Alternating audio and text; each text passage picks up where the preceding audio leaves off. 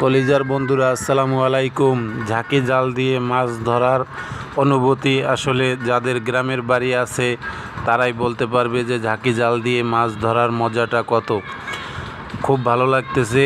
ঝাঁকি মারার সঙ্গে সঙ্গেই মাছ পড়েছে এবং ঝাঁকি উঠানোর পরে দেখলাম ৫-৭টা মাছ ধরা খেয়েছে। এর ভিতরে বড় একটি কাতল রয়েছে। কাতল মাছটি প্রায় ৩ থেকে ৪ কেজি হবে। খুব ভালো লাগতেছে। আপনারা যারা ঝাঁকি জাল দিয়ে মাছ ধরতে পছন্দ করেন তারা অবশ্যই কমেন্টে বলে যাবেন।